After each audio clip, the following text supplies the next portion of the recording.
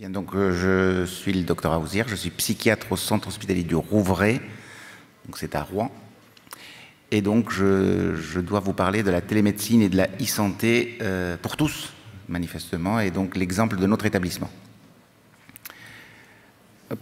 Donc télémédecine et e-santé. La télémédecine en psychiatrie, c'est une utilisation relativement simple. On met deux personnes de part et d'autre d'un circuit, d'une caméra, donc vous imaginez que c'est pas très compliqué.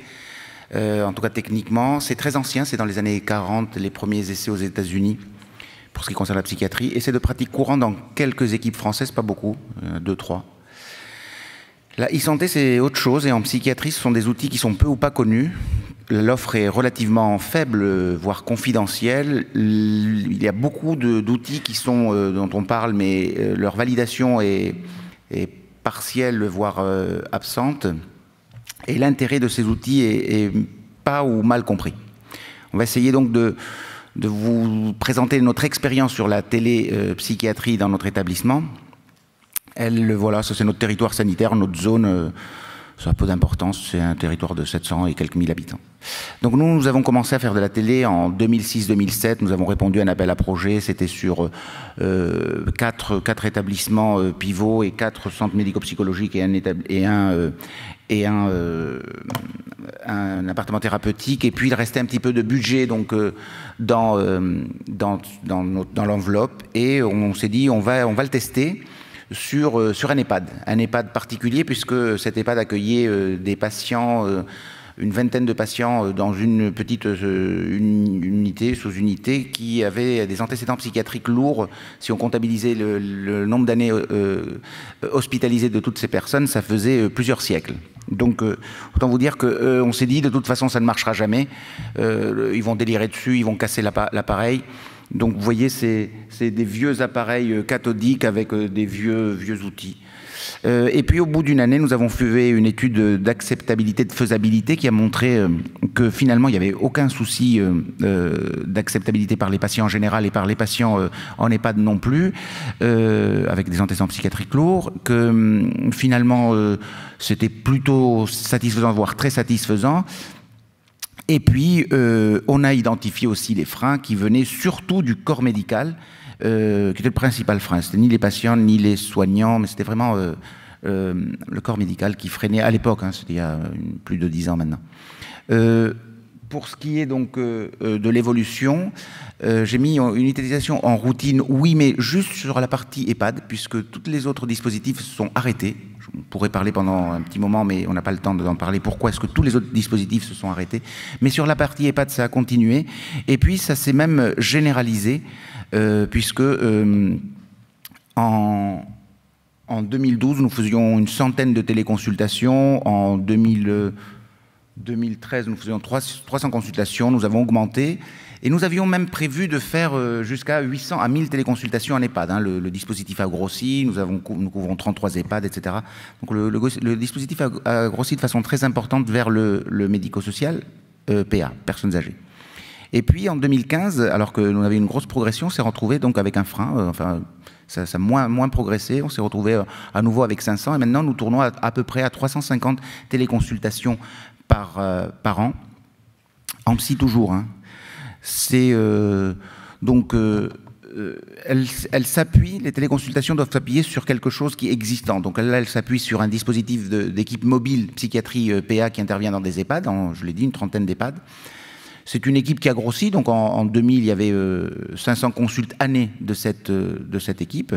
En 2010, on faisait 2000 consultations par an, dont il y avait une petite centaine, donc 0,5% de téléconsultations. En 2015, nous faisions 3000 consultations années, donc 15% de téléconsultations. Et en fait, nous avons en 2015 protocolisé nos interventions et notre utilisation de la télémédecine. Et c'est peut-être l'explication de l'arrêt de l'extension, puisqu'on consultait pour beaucoup de choses et parfois pour n'importe quoi. Donc en 2016, dans les EHPAD où on intervient, il y a une EHPAD sur 5 donc, qui a un dispositif de télé. Un patient sur 8 a bénéficié au moins d'une téléconsultation dans l'année. Un acte de consulte sur 6 est en télé. Et puis, je le mets toujours parce que pour les gériatres qui font beaucoup de télé aussi, ils font 9 téléconsultes pour 9 téléexpertises pour une téléconsulte. Et nous, c'est l'inverse. C'est-à-dire qu'on fait 9 téléconsultes pour une téléexpertise. Donc, c'est un point de détail, mais les professionnels, ça leur parle. Ceux qui sont habitués, voilà. Donc nous avons protocolisé, nous avons regardé les principales raisons de consultation, nous avons listé et donc nous avons organisé un travail en partenariat, enfin en collaboration entre professionnels, puisque donc nos infirmiers sont formés à la téléconsulte, mais sont formés à un certain nombre d'échelles et d'activités spécifiques psychiatrie en EHPAD, et donc se déplacent, toujours sur indication, une demande de médecin, ont un certain nombre de prérequis, et donc fonctionnent sur un organigramme qui fait que maintenant le psychiatre ne se déplace plus la première fois, mais bien il reste tout le temps en arrière, et ce qui nous a permis de fonctionner de façon organisée, standardisée. C'est un organigramme qui est accessible à tous et qui a été validé donc par agences, ARS, HS, etc. Donc le fait de ne plus déplacer nos psychiatres sur un tel territoire sanitaire nous a permis de gagner 10% de temps de déplacement, et puis nous a permis aussi à moyen constant de couvrir 10% d'EHPAD en plus. On est passé de 30 à 33. Donc il n'y a pas d'indicateur direct d'efficience sur la télémédecine, mais même si on essaie d'en trouver, je ne connais pas quelqu'un qui en ait trouvé un vrai. Par contre, on a quelques indicateurs d'efficience indirecte comme celui-là. Donc là, aujourd'hui, ça ressemble à ça, nos dispositifs, c'est beaucoup plus beau. Donc il s'est élargi, nous sommes 6 établissements sanitaires, donc, dont le CHU de notre région. Et puis donc il y a 60 et quelques établissements médico-sociaux, donc 2 tiers d'EHPAD, 1 tiers handicap. Et donc nous continuons le déploiement. Il y a d'autres disciplines évidemment qui sont intégrées, donc il y a la gériatrie, les soins palliatifs, la dermato, qui est très importante. Et puis là, à partir de cette année 2017-2018, la cardiologie, les consultations de pré-anesthésie, etc., qui interviennent. Voilà pour ce qui était de la télémédecine et notre modeste expérience en psychiatrie. La e-santé, c'est autre chose. Alors, pour comprendre la e-santé, je vous invite à un petit voyage dans le temps. Et donc, il y a très très longtemps, il y avait un monsieur qui s'appelait Phineas Gage, qui est un monsieur qui habitait en Amérique du Nord à la fin du 19e. Et donc, c'était un monsieur qui, à 20 et quelques années, travaillait dans le chemin de fer à faire des trous avec sa baramine. On mettait de la poudre, du sable, et puis on bourrait comme ça pour faire avancer le chemin de fer. Et donc, ce monsieur, qui était un monsieur très bien sous tout rapport, se fait distraire pendant qu'il travaille avec sa baramine, et puis il se retourne, et puis la baramine explose, et puis lui traverse l'œil et le cerveau. Donc autant vous dire qu'il était mal en point, surtout à cette époque, et il ne meurt pas, et il survit de façon surprenante, et puis, je vous le fais en résumé en rapide, son comportement se modifie. Son comportement se modifie, il devient un petit peu plus apathique, avec plus de difficultés à avoir à organiser, à planifier ses actions, et puis il devient aussi un petit peu plus désinvolte vis-à-vis des femmes, plus désinhibé. Et puis il faut attendre avec son médecin voudra, qui le suit à cette époque-là, se rend compte qu'il y a quelque chose de particulier, donc il arrête de le suivre, puis le monsieur il décède quelques années après avoir vécu normalement. Et puis, donc, il apprend son décès, il demande donc à la famille de récupérer le crâne qui sera gardé dans un musée à Boston. Et donc, le couple Damasio, ici en photo, donc, dans les années 90, récupère le crâne. Donc, Anna Damasio remodélise le cerveau, et donc, il remodélise le passage de la baramine, et ils essayent de mettre en relation les changements de comportement et la partie donc, du cerveau lésée. Donc, qu'est-ce qui se passe quand on détruit la partie antérieure du cerveau, le lobe frontal? Les personnes donc ont plus de difficultés à s'organiser, à planifier leurs actions, ils ont plus de mal à inhiber leurs pulsions, ils ont un mauvais fonctionnement. Ce mauvais fonctionnement se retrouve soit dans des cas de lésion du lobe frontal, soit par dégénérescence dans les démences, soit lésionnelle suite à des traumatismes, comme on a vu là. Mais on retrouve aussi cet hypofonctionnement dans certaines maladies mentales, comme par exemple la schizophrénie. Donc, dans la schizophrénie, ça donne, vous comprenez bien, vous imaginez bien, un handicap, cette difficulté à s'organiser, se planifier, inhiber, ça donne un handicap. Et donc, cet handicap est appelé handicap psychique. Puisque on n'est pas sur une forme lésionnelle, c'est pas détruit, c'est donc bien mal branché ou débranché. Donc, si nous sommes dans un problème de fonctionnement, en entraînant à nouveau le cerveau, on doit être capable de retrouver une certaine autonomie.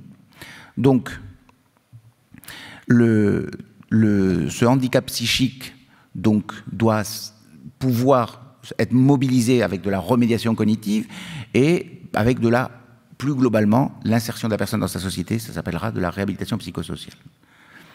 Donc, je reprends la définition qui me semble intéressante. Ce n'est pas les signaux qu'on trouve dans les livres, mais je la reprends parce que c'est celle de l'UNAFAM, qui est donc l'association des amis et familles de personnes qui ont des maladies mentales.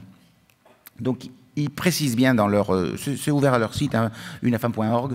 Il s'agit donc de capacités intellectuelles qui sont indemnes, mais qui peuvent évoluer donc de façon satisfaisante. C'est la possibilité de les utiliser qui est défaillante. Et donc, dans le cadre du handicap psychique, l'organisation est défaillante, l'organisation du temps, l'anticipation des conséquences des actes, la communication participative et la conception des intentions des autres. Les personnes avec cet handicap-là ont du mal à comprendre quelles sont les intentions des autres, ce qui entraîne évidemment un handicap social important. Et donc, ils définissent donc 5 domaines dans lesquels il est important de mettre l'accent pour identifier, en tout cas évaluer cet handicap psychique.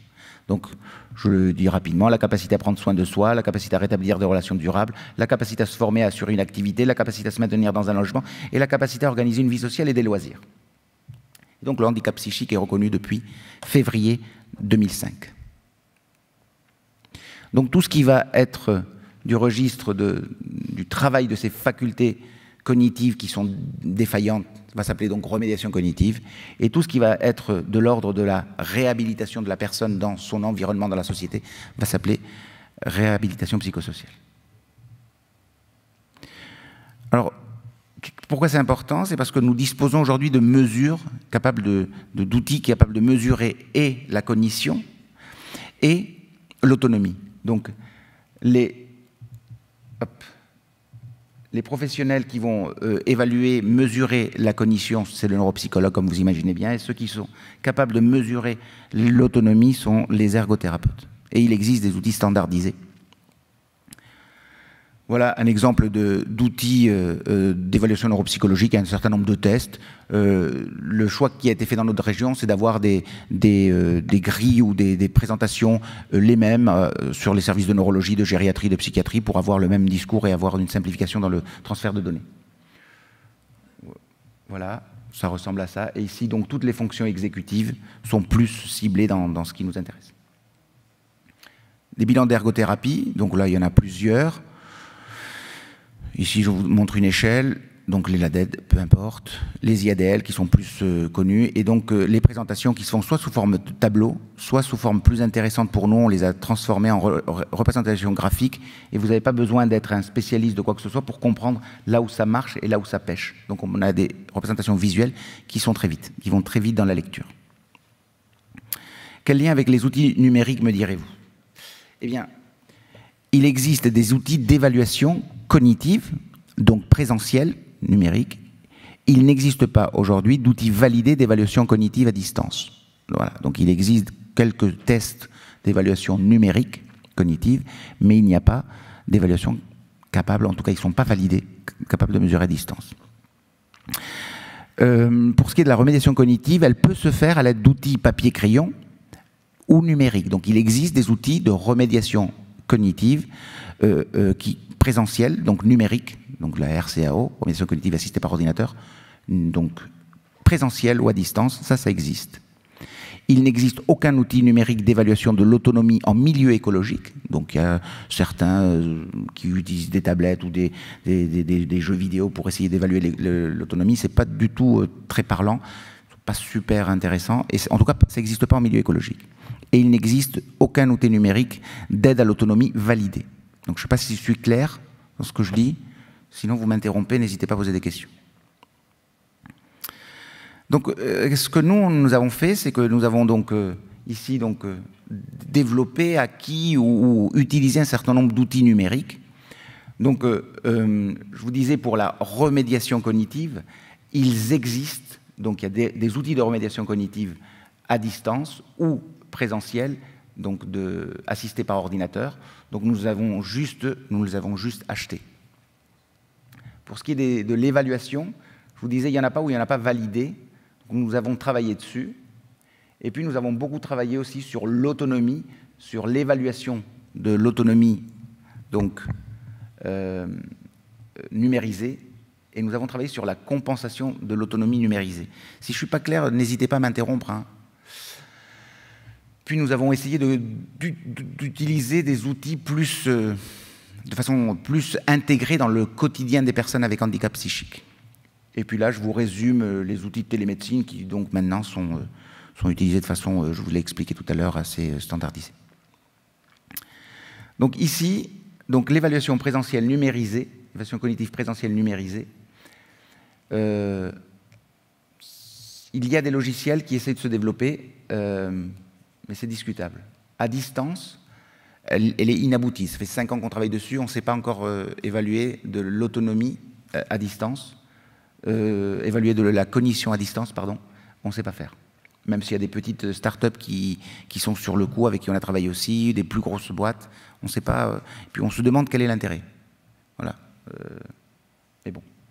Par contre, sur l'autonomie, donc nous avons travaillé sur un dispositif d'évaluation de l'autonomie en milieu ouvert, en milieu écologique. Et puis, nous avons travaillé aussi sur un dispositif de mesure de l'autonomie dans une maison. Pourquoi? Pour mesurer l'autonomie, comme je vous le disais, il faut une ergothérapeute, il faut 3 à 4 heures pour un bilan avec la restitution, etc. Il faut une demi-journée globalement. Quand on voit le nombre de personnes pour lesquelles on a besoin d'un bilan d'autonomie, on voit que ça augmente, qu'il y a un vieillissement des populations, il y a des troubles psychiques en plus qui viennent nécessiter d'évaluation de l'autonomie. Donc nous avons, sur notre établissement qui est important, hein, nous avons 29 000 patients année, nous avons une vingtaine d'ergots.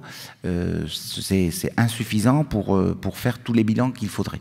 Donc on s'est dit, il faut qu'on trouve un dispositif qui nous permette de mesurer cette autonomie, que ce soit à l'extérieur de la maison ou dans la maison. Donc nous avons fabriqué un vrai studio de 25 mètres carrés, qui était le studio où travaillait notre ergo pour faire ses bilans. Mais donc là, on l'a numérisé, on a mis des capteurs de partout. Et on a travaillé sur un parcours extérieur pour mesurer la capacité de la personne à se mouvoir à l'extérieur. Et enfin, nous avons travaillé sur des outils de compensation. Comment est-ce qu'on pourrait, donc une fois qu'on sait mesurer l'autonomie, comment est-ce qu'on peut aider la personne à se repérer, se retourner vers le chemin qui l'intéresse, où elle devait aller. Donc là, je vous le disais, sur les outils de remédiation cognitive présentielle ou à distance, pas de souci, ça existe, on les trouve sur le marché, il y en a. Donc les outils d'évaluation de l'autonomie, Econome et le studio numérique, les outils de compensation de l'autonomie, DESI et DESI+, j'y reviendrai après.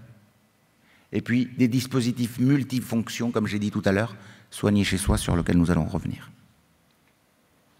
Alors, à quoi ressemble Econome? Ça ressemble à ça. C'est-à-dire que nous avons travaillé pendant 3 ans et demi sur un dispositif qui nous permet, donc, avec une personne arrive sur un endroit, donc elle a une tablette, on lui donne un parcours, elle fait le parcours, et donc nous, en bac, on a tout le parcours qu'elle a fait. Est-ce qu'il a été dans les temps, dans la moyenne des autres, des témoins? Est-ce qu'il y a eu un temps long passé entre chaque point?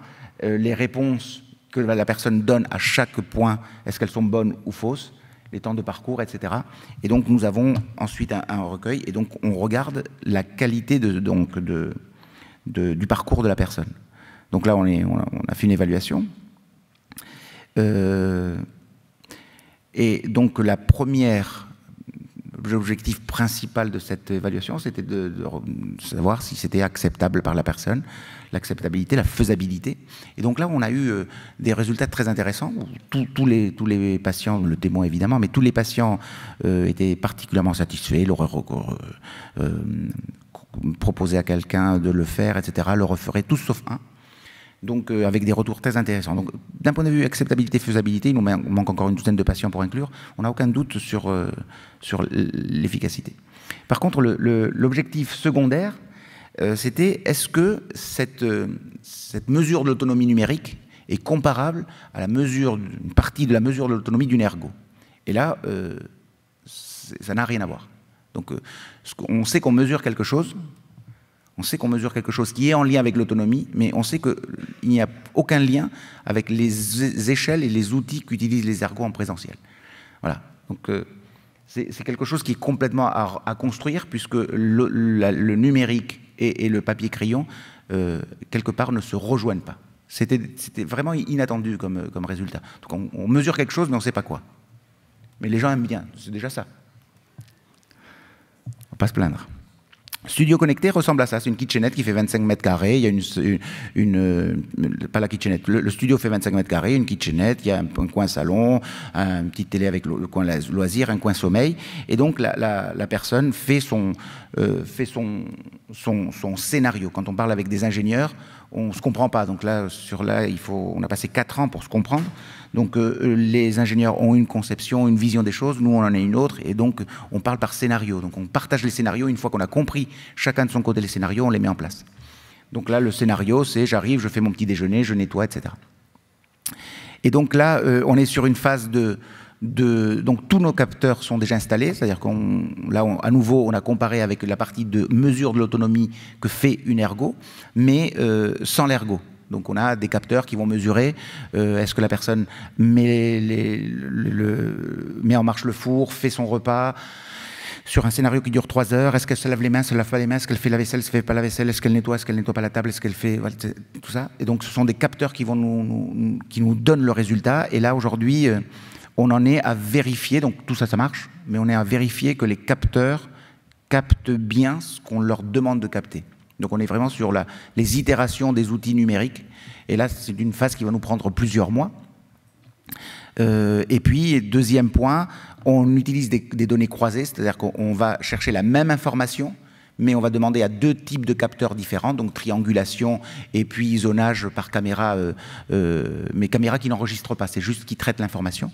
Donc est-ce que le monsieur il est à tel endroit, est-ce que tous les capteurs nous donnent la même information en même temps?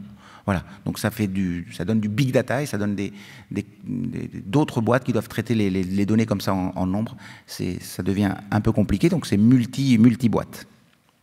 Mais c'est très intéressant. Enfin, DESI, donc je vous le disais, c'est la partie de compensation.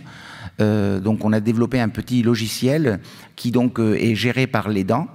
Et donc l'aidant rentre on a pré-rentré autour du domicile de la personne donc les adresses habituelles, c'est-à-dire le boulanger, le boucher, la poste, le médecin, etc. Et donc quand la personne doit partir, donc son aidant lui rappelle la liste des courses, donc la rentre dans la tablette, lui s'en va avec son téléphone dans la poche et une oreillette, et si la personne s'éloigne de la trajectoire on rentre avant l'écart, ça peut être 1 km, ça peut être 50 mètres, on décide avant. Donc la personne s'éloigne de sa trajectoire théorique, la petite voix lui dit « Vous vous éloignez, est-ce que vous voulez que je vous aide ?» Il répond « Oui, non ». S'il dit « Non », il y a un SMS qui part sur l'aidant disant « Il s'éloigne, mais il ne veut pas que je l'aide ». Et puis s'il dit « Oui », la petite voix, qui en fait c'est juste un GPS, hein, donc la ramène jusqu'au domicile ou jusqu'au lieu indiqué. Ça marche très très bien, mais... aujourd'hui, nous n'avons pas encore utilisé de patients. On l'utilise sur nous, ça marche très bien. Mais évidemment, pour l'utiliser sur des patients, on doit avoir un CPP, comme sur le premier économe sur lequel on est. Mais c'est fort intéressant et c'est fort utile. Et donc là, je vous disais, évolution projetée, c'est le DESI 2. Là, c'est auditif. Initialement, on avait travaillé déjà sur une version Google Glass, mais les Google Glass avaient été retirés. Donc, on est repassé sur du sonore. Mais là, aujourd'hui, on revoit...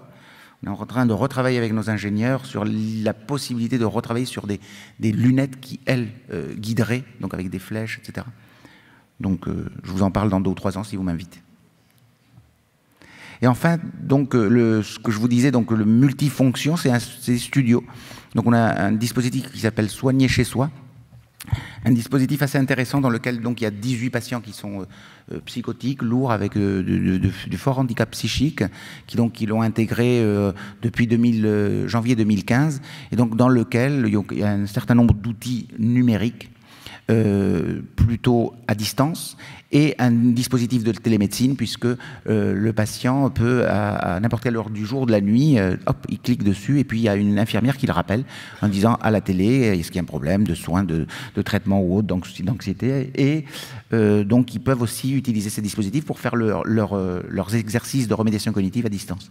Donc c'est un outil pas mal, le soigner chez soi. On a déjà 6 sorties dans le milieu commun, dans le droit commun, pardon.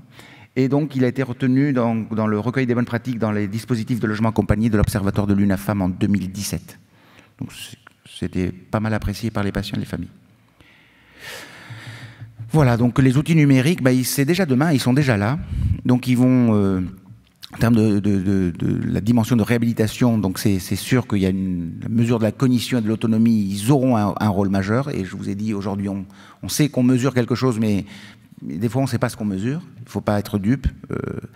Donc, il faut être très prudent avec beaucoup de personnes qui arrivent sur le marché avec des logiciels qui sont extraordinaires, qui vont tout sauver. Ils n'ont pas été mesurés, ils n'ont pas été validés. Et je vous dis, quand on valide, on tombe sur des surprises. Le développement d'outils de renforcement ou d'accompagnement de l'autonomie, on en a dit. Il y en a. On commence à les présenter. Il faut par contre des professionnels spécialisés, des programmes personnalisés. Il faut que tout ça, ça soit mesuré, cadré. Il y aura des nouveaux outils qui apparaîtront. C'est un enjeu pour ces personnes-là et pour les familles. Vous imaginez bien que quand vous êtes bloqué chez vous sans pouvoir sortir parce que vous vous perdez, si on peut vous aider, c'est pas mal. Et puis c'est un véritable enjeu de santé publique. Donc ça, je disais, après-demain. En 2015, je disais, ça c'est des outils de demain. Ça c'est un robot qu'on a testé. Les montres connectées, les lunettes connectées. Je disais, ça c'est top, ça c'est demain. En 2016, je vous aurais dit, je disais, c'était déjà hier, parce que le robot, ça n'a pas marché, pas de bras, pas de chocolat, il ne pouvait pas rentrer dans les chambres. Aussi bête que ça. Donc on a eu un gros échec dans ces... La montre, c'est un gadget, ça ne sert à rien. Et les Google Glass avaient été retirés du marché. Et aujourd'hui, en 2017, je vous dis, c'est peut-être à nouveau demain. Parce que là, on sait faire des robots avec des bras. On retrouve des lunettes sur le marché connecté. Et on va peut-être trouver un intérêt sur certains logiciels dans les montres. Et j'ai envie de finir en vous disant qu'on dit que le temps change les choses, mais en fait, le temps ne fait que passer. Et c'est à nous de changer les choses. Je vous remercie de votre attention.